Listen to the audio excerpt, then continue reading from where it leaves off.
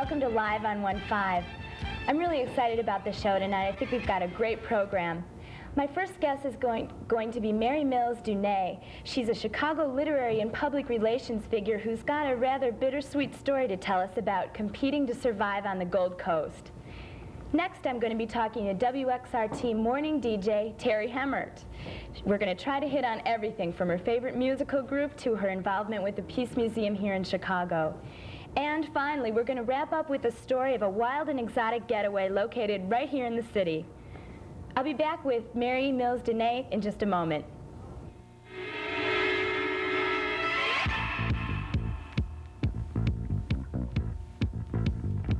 International House of Pancakes commercial with another commercial.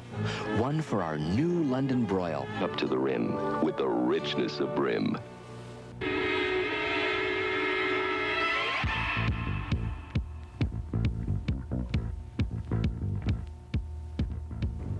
Welcome back to Live on 1-5. I'm here with Mary Mills Dunay, and we're going to get right to that story of survival of the fittest on the Gold Coast. Mary, welcome to the show. It's nice to have you. Thank you, Lisa. I'm glad to be here, but I'm sorry to be here for such a sad reason, the death of one of Chicago's oldest and most important bookstores.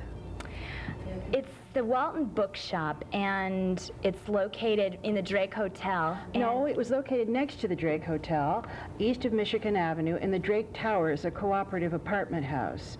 It had been there since 1929 and had served both the visitor to Chicago, because it's in the hotel district, and also the city's people, everyone from Mayor Byrne and Mayor Washington to the cab drivers who parked outside. Give us a visual description of this bookstore. What does it look like?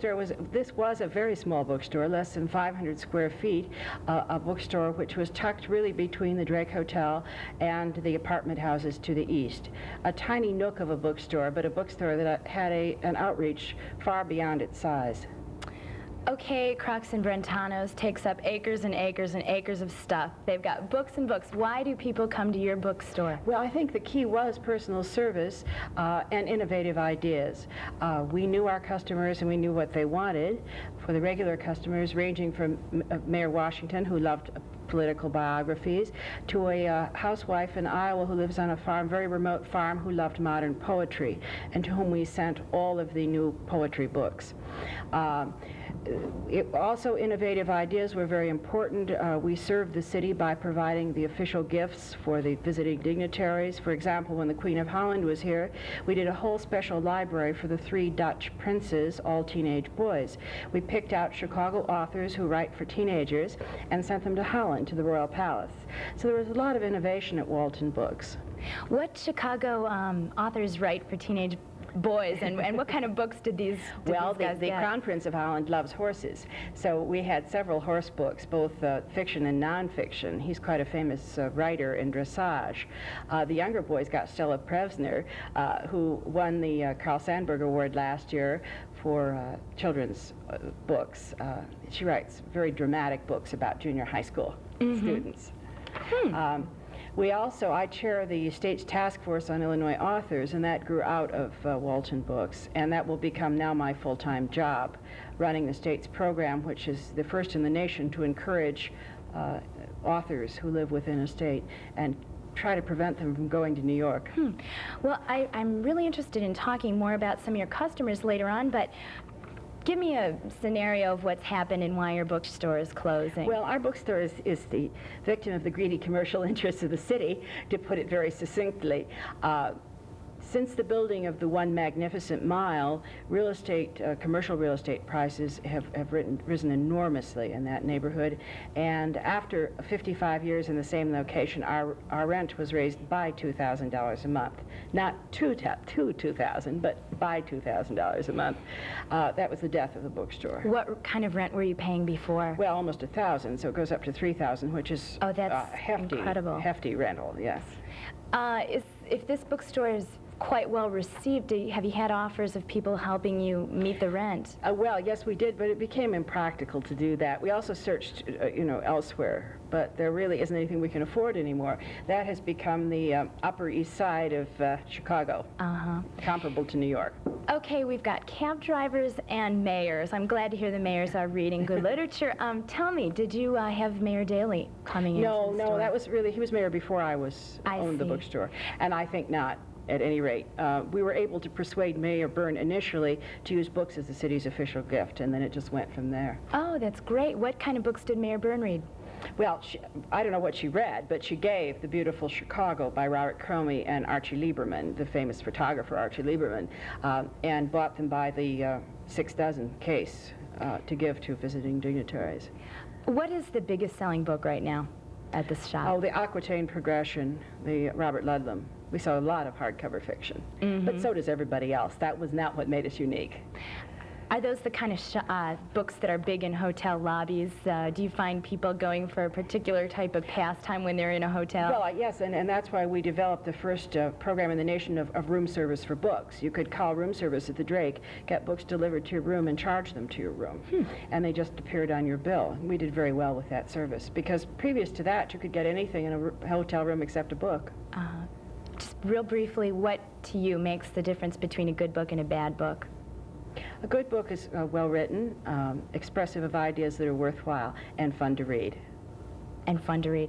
Well, I'm very happy you had a chance to come and join us in the Thank you, show Lisa. tonight. I know that you're very busy. You do a book report also or a book review for WGN with Roy Leonard. Yes, I do. And many other things in Chicago. Thanks for being with us. You're welcome. Bye-bye. We'll be back in just a moment. Well, excuse me, we've got a taped report from that wild and exotic place in Chicago, the Lincoln Park Zoo.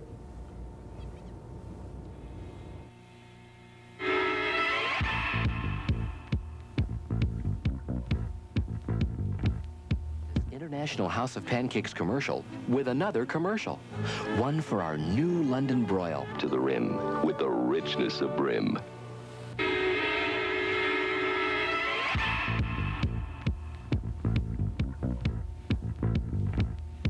There are still some escapes left in Chicago, and we sent a crew out to the Lincoln Park Zoo last weekend to take in some good weather and some wild animals. We've got a report coming right up.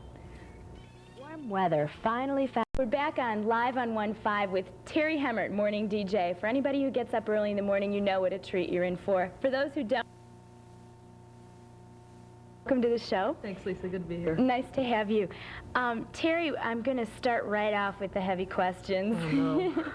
Not those. Okay, it was in the paper. You're 36 years old the other Yeah, day, so there's that's no cool. hiding it. No, I've paid my dues. That's fine. That means that you were raised in the 60s. You Yes. spent your formative Yeah, years in the 60s. I was in college during Kent State and all that. It was quite Well, fun. that's my question. What were you doing in the 60s?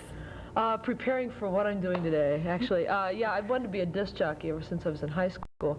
And so when I went to college, I did college radio in Elmhurst College. And really got into music, got into politics, got into books and theater and all that kind of stuff, and prepared me inadvertently for working at a radio station like WXRT where I can exploit all that stuff. Well, that's really interesting because your background is average American. You're a plumber's Just a daughter. Yeah, a Midwestern kid from a small town. Right, Fritz the Ohio. plumber, yeah, Piqua. And you went to Catholic school, which you referred to quite fondly on the radio. What'd you find out? Okay, yes, I did. Yeah, I was abused by nuns. Yes, that's true. And I just wanted to know, have you been a rebel? I mean, it sounds like it's sort of like ending up a DJ at a rock station isn't quite the scenario you'd... That's not typical, no, especially considering I know you're young, so young, and you don't realize it. But back when I was growing up, women were not supposed to aspire to these kind of things. Not only were there barriers in getting jobs in something like communications, but women weren't even supposed to fantasize about it. So the experience I got before that was that I wanted to be a baseball player, and girls weren't supposed to play baseball either, so I got quite a bit of training with dealing with all that kind of crud, you know, people that put up barriers that shouldn't be there for anybody. How did you overcome them? I mean, what did you do? I was just stubborn. You know, I hung in there. I was determined. I had a lot of setbacks and disappointments, but I really wanted to do it, and I wasn't going to give up. Well, you had the dream to be a disc jockey early on. Is this like a calling to the priesthood? What was your Vocation, divine, yes. divine Well, the Blessed Virgin Mary spoke to me one night in a dream and said, "Thou shalt be a DJ." Actually, what it was is I saw a picture of Ringo being interviewed by a disc jockey, and I thought, far out, here's my chance to meet the Beatles. So actually, that really was the catalyst. But before that, I played records ever since I was 3. You know, I had a Bozo the Clown record player when I was a kid. I would program music for the family. I'd play a classical record for my mom, you know, some rock and roll for my brothers, put on an Animals album or something, and Mills Brothers for my dad. So I was used to thinking in terms of who my listeners were and what they wanted to hear. So I was geared into that at an early age. So it sounds like you had a pretty diverse exposure to music then when you were young. Yeah, I've always liked all kinds of music, always. And do you have any kinds of favorite kinds of music? Oh, yeah, tons. I listen to a lot of stuff at home I can't play on the radio, too, like some really bizarre avant-garde stuff. And also, Like? Oh, like really Steve Reich, one of my favorites. John Cage, that kind of stuff. Schoenberg, and really bizarre things that my neighbors weird out over. John Coltrane squawking away, you know. But also I like a lot of roots R&B from the late 40s, early 50s, and that whole period, and of course the Beatles. And I like a lot of the new music, too, ever since 77, when the Talking Heads and groups like that emerged. Patti Smith and Roxy was hanging in there. That sort of renewed my interest and faith in rock and roll, since we're using Catholic terms here tonight. Well, it's kind of neat that you've got an outlet like WXRT. I mean, most of the stations in Chicago don't play that kind of music, and I'm just curious. Right. I know it started out in '73. What did it start out as, and what has it evolved into? Well, XRT was basically the all-night show at a foreign language station. It was dead air time. They signed off at midnight, and a bunch of long-haired hippies came in and convinced them to let them use the radio station, play with it at night, because there was no progressive radio in Chicago. And they did that, played real obscure, bizarre music, you know, whole sides of Kraftwerk, and then eventually we expanded. We signed on at 10 p.m., then 8, and eventually became a 24-hour-a-day radio station, which is what we are now. To do that, you've got to have commercial backing. And what kind of people were backing you? Mountain Valley Water? No, not even that big. Head shops, The Reader. We did 60-second spots for The Reader, traded out for ads. You know, places you can buy papers, rolling papers, beads, incense, that kind of stuff. Yeah, a lot of that. Record stores. Did you have any trouble from the FCC? No, not really. No. We were too dinky for them to even fool around with. But it's grown into something very big. Yeah. And what's the secret? And do you think that they've had to sell out now that they've become more of a commercial success? No, we've had to compromise, but that doesn't necessarily mean sell out. And I think what we have is something very unique and very special, and that is a radio station that plays a diversity of music and relates to its audience. It talks to the audience. It doesn't, whoops, look at the ratings, whoops, look at the research, whoops, call the consultant before we do something. You know, we go by our gut feeling. We go by our emotions, and that is so rare in this business anymore. That's why I've been there so long, and that's why I'll stay till they drag me out screaming. So you must be in touch with your audience then. Yeah. Okay. Well, we're going to get back to more on that. We're going to have to take a commercial break in you're just selling out. a moment. Columbia College is selling out. Okay, we'll be back with Terri Hemmert very shortly with much more on her life and times.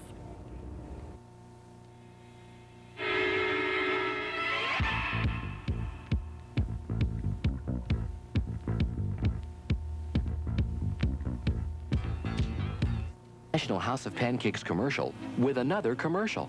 One for our new London broil. To the rim with the richness of brim.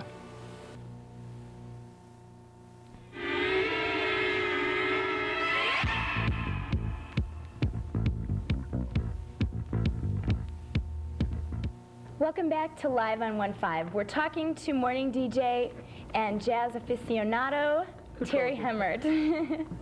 Terri, I want to continue a little bit from where we were before.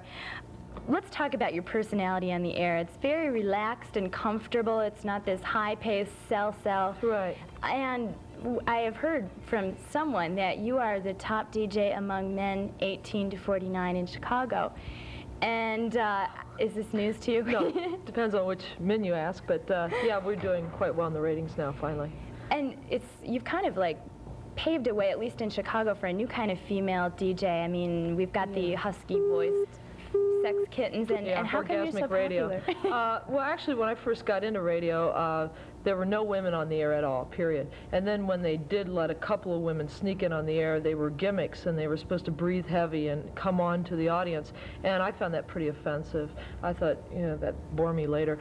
So I decided that what I wanted to do on the air was just be myself. I didn't want to scream. I didn't, you know, and that happened, and I think people respond to that not just because I'm such a wonderful person, but because people like to hear human beings on the radio. They don't like to be talked down to, they don't like to be screamed at, they don't like to be seduced. I mean, that's frustrating, you know, over the radio.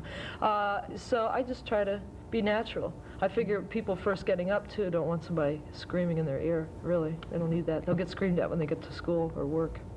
You have a really good rapport with your audience, and you get a lot of cards and letters in. Those Do are they fun. sort of talk to you like you're a buddy? You feel like they know you? You know, it really, it's like a small town gotten bigger. It's like Piqua, Ohio again. It's like I know everybody, and everybody knows me, and it's just, it's nice. It doesn't feel Star Trippy or anything. It's just nice. It's friendly. I like that. I wanted to ask you something about your real fanship with the Beatles, the Fab Four.